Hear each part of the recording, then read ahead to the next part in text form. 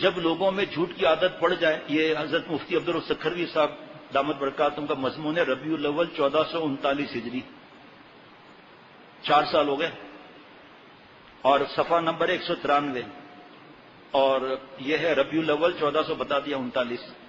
جب لوگوں میں جھوٹ کی عادت پڑ جائے تو اس کے بعد وہ کوئی بھی بات کریں گے تو سننے والے کے لیے اعتماد کرنا مشکل ہوگا کہ یہ سچا ہے یا جھوٹ، کیونکہ جھوٹ کی عادت ہے، سب سمجھیں گے جھوٹا ہے، جب جھوٹا ہے تو پھنس جائے گا۔ پھر فرمایا کہ جب لوگوں کا ایک دوسرے پر اعتماد نہ رہے تو اس نے معاشرت قائم نہیں ہو سکتی۔ عام طور پر لوگ اپنے کو بچانے کے لیے جھوٹ بولتے ہیں کہ میں بچ جاؤں گا جھوٹ بول کے، حالانکہ ظاہری طور پر اگرچہ ایسا نظر آتا ہے کہ جھوٹ بول کر بچ جائیں گے، لیکن حقیقت میں یہ جھوٹ ہلاکت میں ڈالنے والی چیز ہے۔ دنیا اور آخرت کی نجات سچ ہی میں ہے، حتیٰ کہ روایت میں آتا ہے کہ مومن کے اندر بری عادتیں تو ہو سکتی ہے لیکن جھوٹ جیسی عادت نہیں ہو سکتی، اور جھوٹ بول کر سودا بیچنے والے کے لیے 4 عذاب ہیں، مسلم شریف کی حدیث پاک، وہ اب وقت آئے گا تو بتاؤں گا۔ جھوٹ بولنا مومن کا کام نہیں، بلکہ حدیث شریف میں اس کو نفاق کی علامت بتایا گیا۔ جھوٹ برائی کی دعوت دیتا ہے جس کا انجام جہنم ہے۔ جھوٹ کی نوست یہ ہے کہ اس کی وجہ سے رزق میں تنگی ہو جاتی ہے، اور فرشتے جھوٹ کی بدبو کی وجہ سے انسان سے دور چلے جاتے ہیں، اس لیے مذاق میں بھی جھوٹ بولنا جائز نہیں۔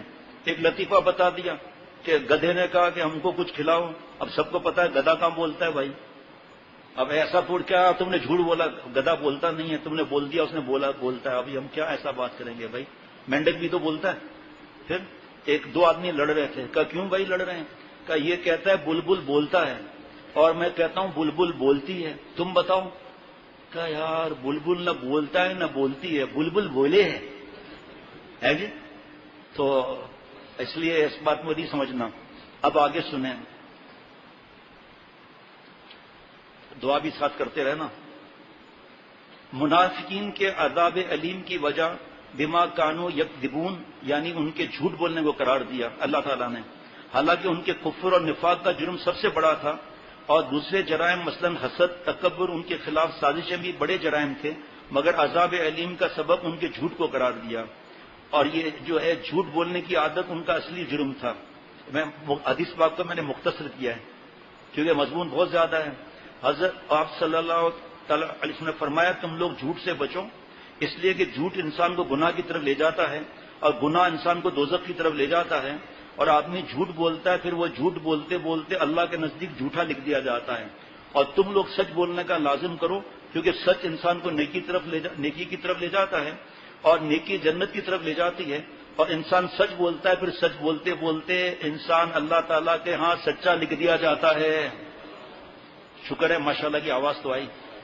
آپ صلی اللہ علیہ وسلم کی خدمت میں ایک آدمی حاضر ہوا اور عرض کیا یا رسول اللہ جنتی عمل کیا ہے؟ نبی کریم صلی اللہ علیہ وسلم نے فرمایا سچ بولنا۔ جب بندہ بھلے تھپڑ لگ جائے لیکن سچ بولنے والے کو کبھی پٹائی نہیں ہوتی، بس ڈانٹ تھوڑی پڑ جائے گی تو ہم گناہ سے تو بچ جائیں گے نا۔ جب بندہ سچ بولتا ہے تو نیکی کرتا ہے، اور جب نیکی کرتا ہے تو ایمان لاتا ہے، اور جب ایمان لاتا ہے تو جنت میں داخل ہو جائے گا۔ پھر اس نے پوچھا یا رسول اللہ جہنمی عمل کیا ہے؟ آپ نے فرمایا جھوٹ بولنا۔ جب بندہ جھوٹ بولتا ہے تو گناہ کرتا ہے، جب گناہ کرتا ہے تو کفر کرتا ہے، جب کفر کرتا ہے تو جہنم میں داخل ہو جاتا ہے۔ جناب جن بچوں کی بچپن سے تربیت ہو نا، تو کوئی بچہ دین میں آگے بڑھ رہا ہے، کوئی بچہ گرمی میں جسم پورا پسینے پسینے، چہرہ لال آگ کی وجہ سے، عمر 8-9 سال 10 سال چلو، اور وہ والدہ کے ساتھ روٹیاں بنا رہے ہیں۔ اب کتنی نیکی کا کام ہے، ماں سے کتنی دعا ملی، دادا دادی نانا نانی جو بھی ہے، اماں ابا بھائی بہن کتنی دعائیں ملی، لیکن اگر ویڈیو گیم پر بیٹھ گیا پھر، لیکن گھر میں یہ چیزیں نہیں ہیں تو آپ کے پاس کھڑا ہوا ہے، اور گھر میں یہ چیزیں ہیں تو ماں کا ایک چپس بھی نہیں لا کر دے گا ماں کے لیے۔ حضرت حضور صلی اللہ علیہ وسلم نے ارشاد فرمایا آدمی اس وقت تک پورا ایماندار نہیں بنتا جب تک ہنسی مذاق میں بھی جھوٹ بولنا چھوڑ دے، اگر سچا ہو پھر بھی جھگڑے کو چھوڑ دے۔ حضرت ابو بکر رضی اللہ تعالیٰ عنہ کو فرماتے ہیں کہ اے لوگوں جھوٹ سے بچو، کیونکہ جھوٹ ایمان کے خلاف ہے۔ دیکھیے لائن لگتی جا رہی ہے۔ آپ صلی اللہ علیہ وسلم سے پوچھا گیا مومن بزدل ہو سکتا ہے؟ آپ صلی اللہ علیہ وسلم نے فرمایا ہاں۔ پھر پوچھا کہ مومن بخیل ہو سکتا ہے؟ آپ صلی اللہ علیہ وسلم نے فرمایا کہ ہاں۔ پھر پوچھا گیا مومن جھوٹا ہو سکتا ہے؟ آپ صلی اللہ علیہ وسلم نے فرمایا نہیں۔ فون اٹھا رہے ہیں، دیکھا فون میں کس کا فون ہے؟ فیروز میمن کا فون ہے، بیٹے کو دے دیا، کہو ابا گڑبڑ نہیں ہے۔ بیٹا کہتا ہے انکل فیروز میمن، ابا کہہ رہے ہیں میں گھر پر نہیں ہوں. جاؤ باہر جا کے بولتا ابا سو رہا ہے. وہ آگے بولتا ہے ابا جاگ رہے ہیں، لیکن بولتا ہے ابا سو رہا ہے. بچپن سے ہی جھوٹ سکھا دیتے ہیں، اللہ معاف فرمائے، پھر مارتے ہیں. بہرحال جھوٹ سے رزق میں کمی ہوتی ہے. آپ صلی اللہ علیہ وسلم یہ بتا دیا جھوٹ کے منہ سے بدبو جھوٹے کے آتی ہے، فرشتے ایک میل دور چلے جاتے ہیں. اب سنیے، جس طرح مادی چیزوں میں خوشبو اور بدبو ہوتی ہے، حضرت مفتی عبدالرؤف سکھروی صاحب دامت برکاتہم فرما رہے ہیں، اسی طرح اچھے اور برے کلمات میں بھی خوشبو اور بدبو ہوتی ہے جس کو فرشتے محسوس کر لیتے ہیں. دیکھیں اتنا بڑا مضمون چھوٹ رہا ہے جناب. ہمارے معاشرے میں جھوٹ کی بعض ایسی صورتیں رائج ہو گئی ہیں، ان میں مبتلا شخص اپنے آپ کو جھوٹ بولنے والا نہیں سمجھتا.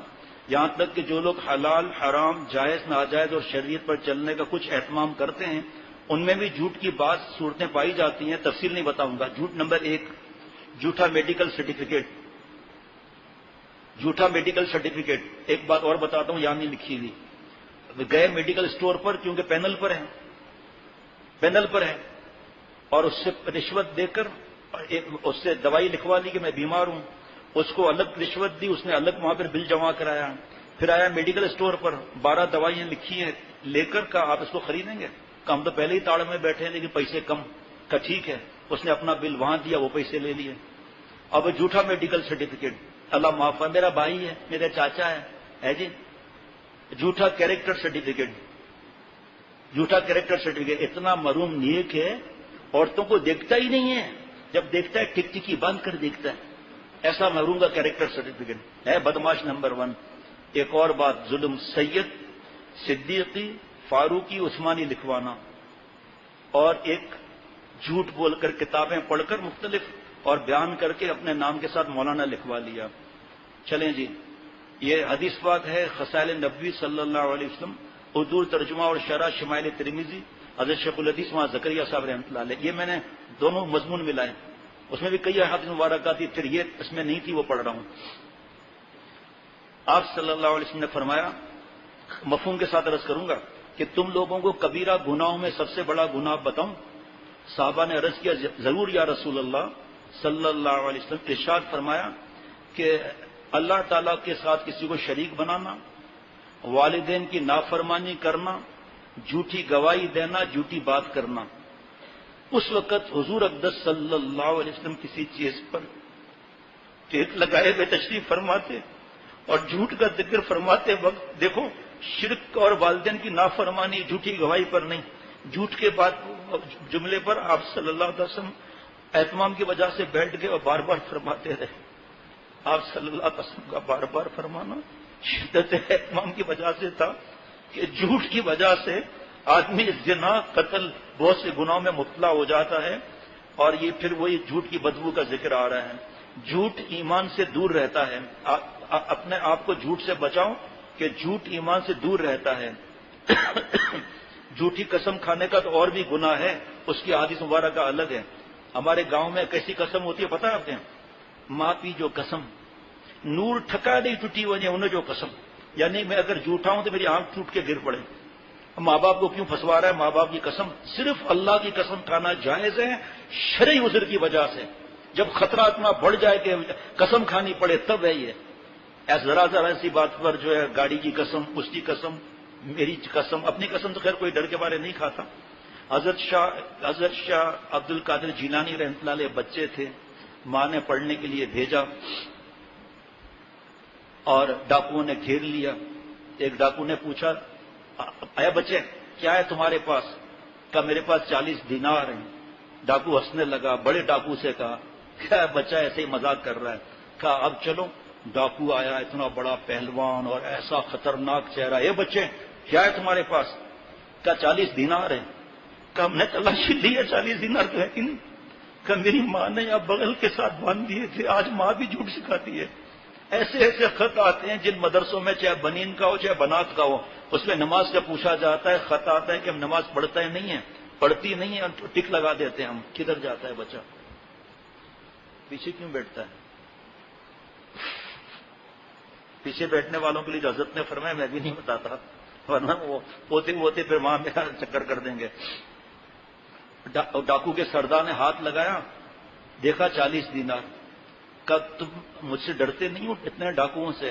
کہا میری ماں نے مجھے اللہ سے ڈرنے کو سکھایا ہے، اس لیے میں اللہ سے ڈرتا ہوں، آپ سے نہیں ڈرتا.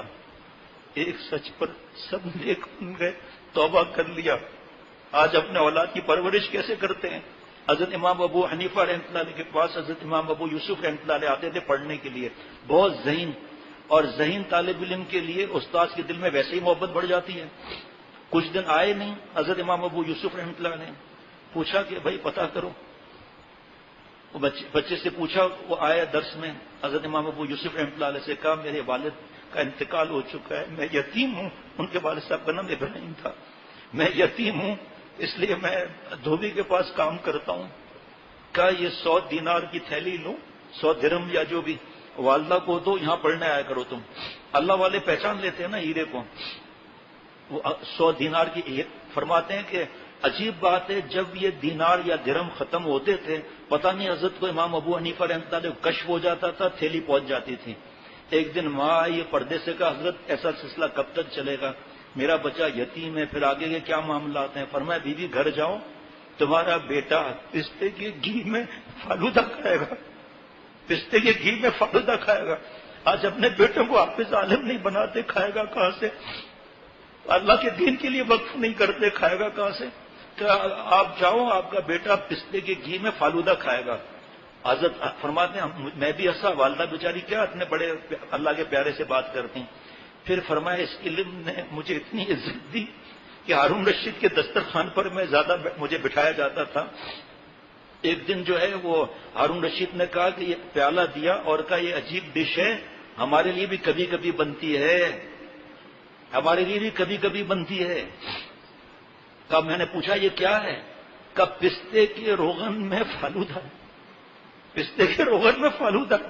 فرمایا میں ہنس پڑا کہ حضرت امام ابو حنیفہ رحمۃ اللہ نے کب فرمایا تھا اور یہ واقعی چیز آ گئی. تو ہارون رشید نے پوچھا کیوں ہنس رہے ہو آپ؟ کہا یہ اس طرح حضرت امام ابو حنیفہ رحمۃ اللہ نے فرمایا تھا. پھر کیا جواب دیا پتہ ہے؟ فرمایا میں اللہ والوں کی جہاں نظر جاتی ہے نا، ہماری نظر نہیں جاتی.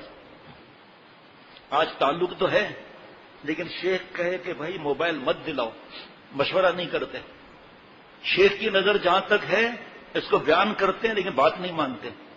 اپنے شیخ کے مزاج میں تو ڈھلو کہ بھائی ہم نے نہیں دلانا ہے، دلانا ہے تو ان شرطوں پر دلانا ہے، نہیں بس فوراً فیصلہ. بیان کرتے ہیں کہ شیخ ایسا ہے جیسے پہاڑ پر ہیں، ہم پہاڑ کے نیچے ہیں، اور جب دیکھ رہے ہیں شیخ کا مشورہ کیا ہے تو پاگل ہے، چریا ہے ہمارا شیخ. اس وقت یہ سوچتے ہیں کہ بھئی مشورے عمل نہ کرے تو گناہ تو نہیں. شیخ کی نظر جہاں جا رہی ہے، جتنے ای میل اور خط اور فون اور لوگ یہاں کا روتے ہیں وہ آپ کی نظر میں تو نہیں ہے. تو آپ کس طرح آگے چلنا چاہتے ہیں؟ آپ میں نے جو مشورہ آیا تھا میں لکھ دیا کہ آپ کی مرضی ہے جو کریں، میں اس میں ہاں نہیں کہتا. لکھ دیا میں نے آج دوپہر کو. میں نے کہا بھائی ہمارا دماغ اس میں نہیں چلتا، اس لیے ہماری جان چھوڑو آپ. یہ کیا طریقہ ہے؟ یہ پوچھنے بھی نہیں ہوتا. پھر کم از کم ذہن تو ایک بنے، لیکن نہیں، اپنی کھوپڑی الگ. اب جب آدمی بدلے گا اچھا شیخ کے چکر میں آ گیا. تو حضرت نے فرمایا الحمدللہ ہم شیخ کے چکر میں آتے ہیں کیونکہ وہ اللہ والا ہے. ہم شیخ کے چکر میں نہیں آئے، ہم اللہ تعالیٰ کی محبت اور آپ صلی اللہ علیہ وسلم محبت کے چکر میں آئے ہیں. ابھی 3 دن کے اندر شادی شدہ بچوں کی مائیں موبائل میں لگی ہوئی ہیں. اب پھر ایک کو 2 موبائل تو اس گھر کی بیٹیاں اور بہو کہیں گی کہ ہمارے بھی تو یہی مسئلے ہیں، ہمیں بھی دو. اس وقت دیکھتا ہوں شیخ یاد آتے ہیں نہیں آتے. شیخ مر گیا، شیخ یاد آئے گا کہ کاش ہم شیخ کی بات مان لیتے ہیں. اب ان کو بھی دو، پوتی کو بھی دو، نواز سب کی ضرورت ہے. پھر سب کے ہاتھ میں موبائل ہوگا. پھر ارے بھائی جن کے گھر میں دین کی سمجھ ہے وہ کہاں جاتے ہیں، کیا کرتے ہیں؟ پھر سب کو موبائل دو بھائی. اب تو سنا ہے بڑے بڑے 4 فرم ہیں ان کو بھی مینوفیکچرنگ کا لائسنس مل گیا ہے موبائل کا. ایک بہت بڑی کمپنی آٹو موبائل کی، اس کو بھی مل گیا.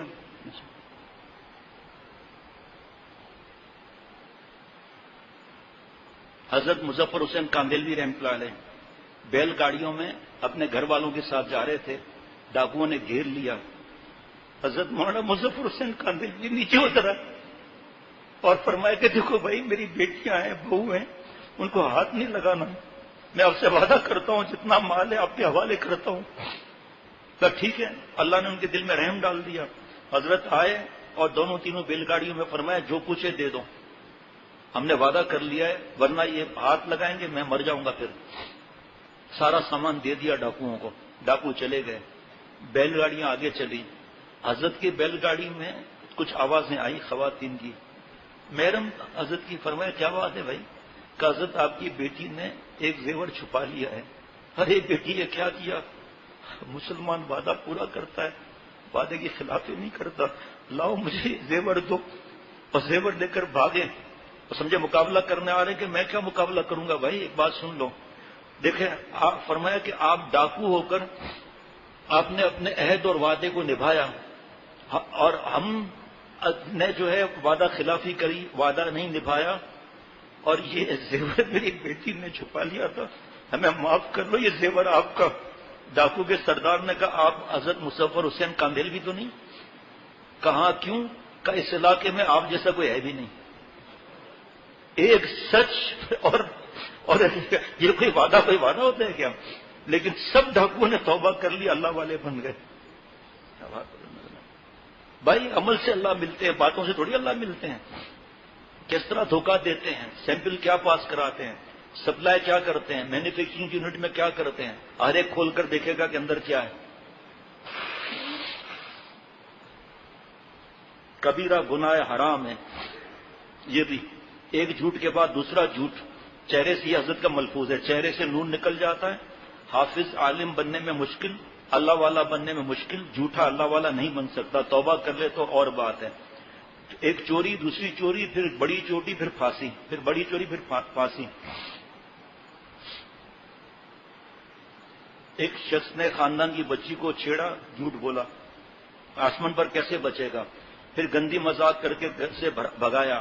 پھر اغوا کرایا. جھوٹ جھوٹ جھوٹ آخر میں پٹائیاں ہوئی.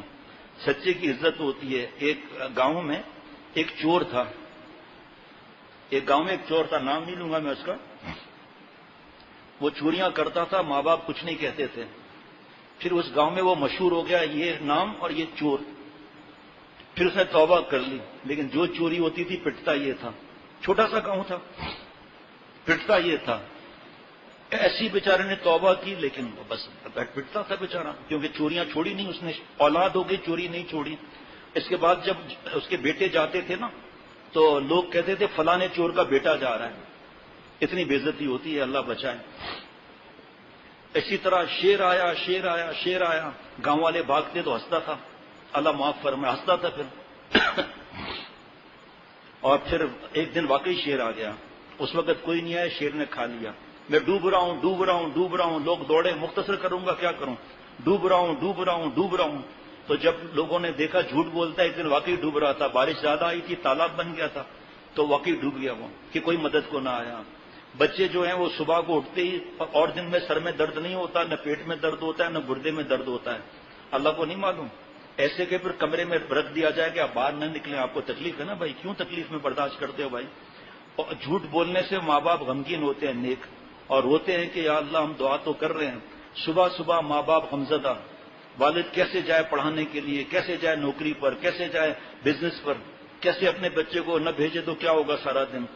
پھر جب بڑے ہوں گے تو سب بولیں گے کہ جھوٹا تھا ماں باپ کو ستاتا تھا. اب میں بچوں سے کہہ رہا ہوں بچے کھیلتے ہو رات جاگتے ہو اس وقت بیماری نہیں آتی. ایسے بچوں کو حافظ ڈاکٹر شفقت کے ذریعے ڈرپ لگوا دیں کہ درد تو اسی طرح ٹھیک ہوتا ہے بھائی. ڈرپ لگا دیں اور گیم اور کھانا پینا بند کر دیں کہ پیٹ میں درد ہو جائے گا. پھر کچھ نہ کچھ کرنا چاہیے پوچھ کر. یہ بچے جو حافظ عالم بندے کیوں جھوٹ بولتے ہیں. شیطان تاکہ اللہ والا نہ بنے. یہ حضرت والا رحمۃ اللہ علیہ جیسا نہ بنے. شیخ العرب الجم جیسا نہ بنے. اور یہ اب ہمارے فتوے میں یہ حدیث پاک لکھی تھی جو اس میں نہیں لکھی تھی. آپ صلی اللہ علیہ وسلم نے شب معراج میں دیکھا کہ ایک شخص کی دونوں باچھیں چیر دی جاتی ہیں وہ پھر درست ہو جاتی ہیں پھر چیر دی جاتی ہیں. اس طرح یہ عمل اس کے ساتھ ساتھ قیامت تک ہوتا رہے گا. آپ صلی اللہ علیہ وسلم نے جبریل امین سے دریافت کیا کہ یہ کون. انہوں نے فرمایا جھوٹ بولنے والا ہے. آپ صلی اللہ علیہ وسلم نے فرمایا بڑی خیانت یہ ہے کہ تو اپنے بھائی سے غور سے سننا ایسی بات کہے جس میں وہ تجھے سچا سمجھ رہا ہو جبکہ تو اسے جھوٹ بول رہا ہے. آپ صلی اللہ علیہ وسلم نے فرمایا کہ کسی شخص کے دل میں ایمان اور کفر جمع نہیں ہو سکتے. نہ سچ اور جھوٹ ایک ساتھ جمع ہو سکتے ہیں نہ امانت اور خیانت ایک ساتھ اکٹھے ہو سکتے ہیں. اب آپ بتاؤ اس کو بار بار کوئی بیان کر سکتا ہے؟ تو ہمارا فرض ہے کہ ہم پوچھیں، اپنے جو ہے وہ دل کا حال ہم بتائیں. اللہ اللہ. جیسے یہ جھوٹ کا بتا تو دیا میں نے، یہ تو بتایا نہیں کہ جھوٹ کا علاج کیا ہے. جھوٹ اتنے صفحات پڑھے اور جھوٹ کا علاج ایک لائن ہے، ایک لائن. جس سے جھوٹ بولا ہے اس کو بتا دیں کہ میں نے آپ سے جھوٹ بولا ہے. ہنس رہے ہیں آپ؟ ہمت ہوگی بچہ پارٹی؟ نہیں، جھوٹ چھوٹ جائے گا. عہد کرنا جو حضرت نے نہیں فرمایا کہ عہد کر لیں ایک بار بس، کہ میں نے بتا دینا ہے کہ میں نے جھوٹ بولا ہے آپ سے. تو جھوٹ کا علاج یہ ہوا نا. اب آپ جو ہے آپ سوچیں کہ ایسے کتنے راستے ہیں. آج کل تو کمپیوٹر میں بٹن دبایا سب جھوٹ کی حدیث مبارکہ آ گئی. ٹھیک ہے ماشاء اللہ، لیکن اس کا علاج معلوم تو ہو گیا، لیکن معمول کہاں ہوا؟ جھوٹ کی عادت نہیں چھوٹ رہی. یہاں تک کہ فتوے میں لکھا ہوا ہے، ابھی یاد آ جائے گا انشاءاللہ، آج کہاں پڑھا، جس دو گھروں کو جوڑنے کے لیے اگر یہ بول دیا کہ بھائی وہ تو آپ کسی لپٹنے کا دل کر رہا ہے اس کو تو کہ میرا بھائی ہے، حالانکہ ایسا ہے نہیں، ثواب ملے گا. اور جو بارود ڈال دیں کہ ابے بھائی وہ تو 5 گالیاں دے رہا تھا تجھے، 2.5 کلو کی تو 5 کلو گالیاں تو میرے سامنے دی ہیں، اور آگ لگا دی. میاں بیوی کے جھگڑے خاندان کے فرد نے جوڑ دیا. اب جہاں جھوٹ بولنا ہے اللہ معاف فرمائے وہاں سمجھتے ہی نہیں ہے کہ جھوٹ نہیں ہے یہ. جہاں غیبت سے بچنا ہے اور وہ غیبت سے نہیں بچنا. جہاں ضروری ہے کوئی اگر پوچھے کہ صاحب یہ فلاں آدمی آپ کے دفتر میں کوئی پوچھے کہ فلاں آدمی کو بیٹی کا رشتہ دینا کیسا ہے، ارے صاحب اتنا نیک ہے پوچھو ہی نہیں، کبھی پیسوں کی طرف دیکھتا ہی نہیں، اور وہ تو چکر باز ہے، بھنگ پی رہا ہے، یہ بتا ہی نہیں رہا کہ غیبت ہو جائے گی. وہاں نہ بتانے میں پکڑ ہوگی بھائی.